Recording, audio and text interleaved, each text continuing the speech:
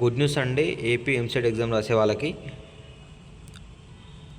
Both engineering and agriculture pharmacy వాళ్ళకైతే exam schedule release చేసింది AP government. Engineering stream వాళ్ళ exams వచ్చేసి మే 21 నుంచి 27 వరకు అండి. అంటే డైలీ అయితే 2 షిఫ్ట్స్ జరుగుతుండొచ్చు మేబీ.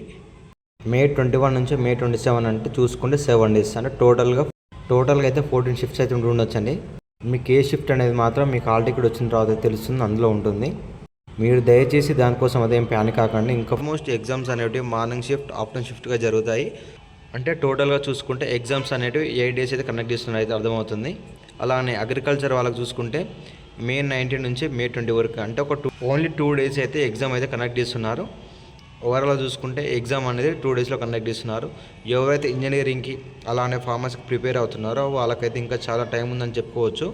సో మీరు దయచేసి ఏవైతే 5 months ఉన్నాయో దాన్ని యూటిలైజ్ చేసుకుంటే మీకు తప్పకుండా ర్యాంక్ అయితే ఎంసెట్లో వస్తుందండి ఖచ్చితంగా.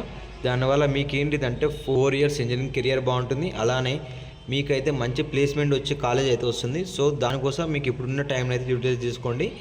అలానే ఎవరైతే ఫార్మసీ అగ్రికల్చర్ ఉన్నారో వాళ్ళకు కూడా చాలా టైం ఉందండి.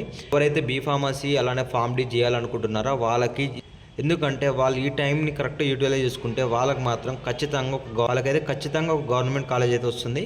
సో దయచేసి ఈ టైంని అయితే యూటిలైజ్ చేసుకోండి. మీకైతే మంచి ర్యాంక్ అయితే వస్తుంది. ఇలాంటి ఎడ్యుకేషనల్ పర్పస్ కోసం అయితే మన ఛానల్ సబ్స్క్రైబ్ చేసుకోండి.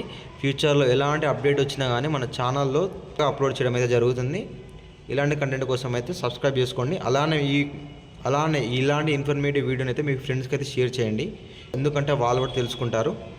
థ్యాంక్ యూ ఫర్ వాచింగ్ అండి. Please do subscribe ఎడ్యుబైట్స్.